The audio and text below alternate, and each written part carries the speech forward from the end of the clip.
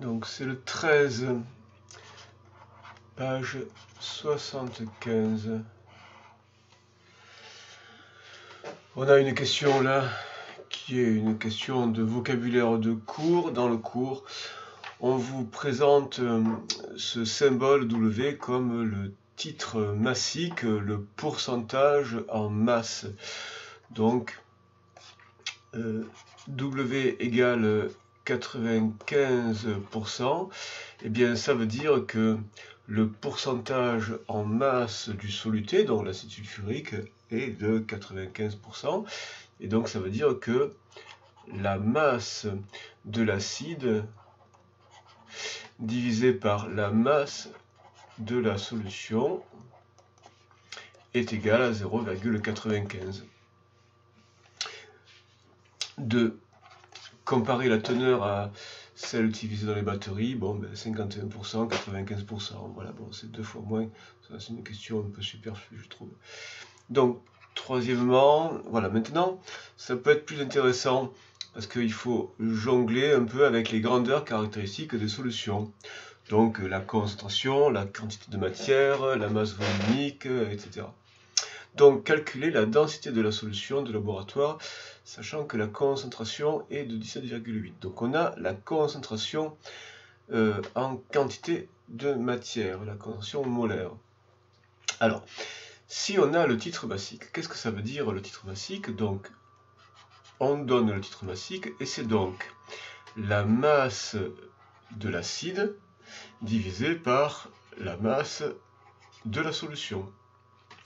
Alors, voyons comment on peut faire apparaître là-dedans d'autres grandeurs caractéristiques. Donc, la masse de l'acide contenu dans la solution, donc c'est la quantité de matière de l'acide multipliée par la masse molaire de l'acide. Donc la masse molaire, on l'a. Donc la masse de l'acide, du soluté, acide sulfurique, c'est donc quantité de matière fois la masse molaire.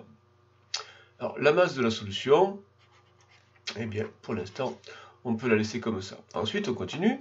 La quantité de matière petit n, eh bien puisque c'est une solution, elle peut s'exprimer aussi comme le produit concentration fois volume. La quantité de matière de soluté dans une solution, c'est le produit concentration, donc je mets le petit a, fois volume, ça c'est le volume de la solution, fois grand M. Alors là maintenant, la masse de la solution, eh bien, on peut aussi l'exprimer. Comment on peut l'exprimer, la masse de la solution, avec quelque chose qui serait une grandeur qui serait en rapport avec la densité? Eh bien, la masse de la solution, on peut l'exprimer aussi comme le produit masse volumique fois volume. La masse de la solution, c'est la masse volumique de la solution fois son volume. Et du coup, on voit ici apparaître le volume au numérateur et au dénominateur, et donc on peut diviser par le volume. Qu'est-ce qui reste? On a donc W égale CA fois M sur masse volumique de la solution. Et du coup, eh bien, on peut exprimer la masse volumique de la solution.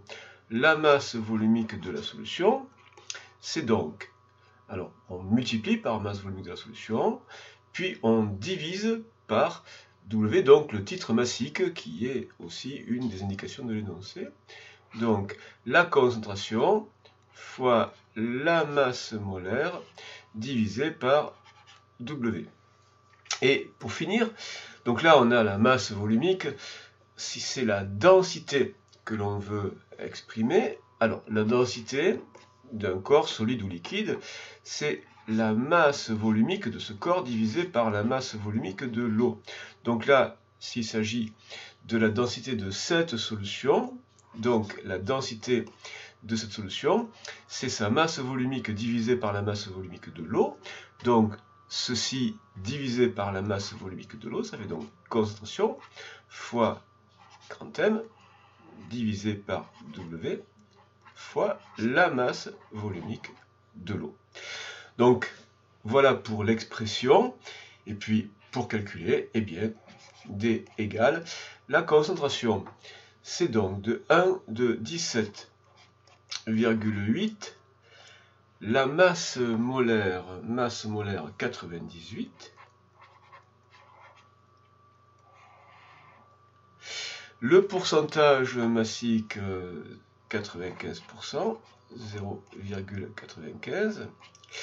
Et la masse volumique de l'eau, eh bien c'est 1,0010 puissance 3 grammes par litre.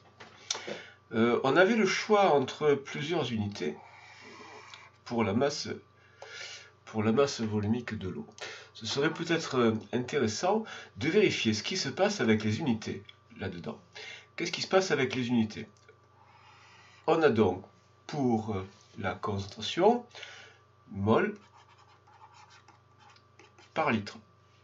Ensuite, on a pour la masse molaire gramme par mol. On a ici le pourcentage, donc là c'est un nombre pur. Et puis ici, pour la masse volumique, on a gramme par litre. Voyons maintenant globalement les simplifications qui peuvent apparaître. On a bien gramme en haut, gramme en bas. Ici, mol moins 1. Et ici, litre moins 1, litre moins 1. Donc c'est pour ça que il était indispensable d'exprimer la masse volumique de l'eau en grammes par litre. Et maintenant, on a bien la totalité des unités qui ont disparu. C'est bien un nombre sans unités. Bon, la densité, c'est un nombre pur, hein, puisque c'est en quelque sorte une proportion ou un rapport, une comparaison par rapport à la masse volumique de l'eau. Et donc, le résultat est de 1,8. Est-ce que c'est cohérent? 1,8. Alors évidemment, en général, pour ces solutions-là, c'est souvent plus dense que l'eau. On a des densités supérieures à 1.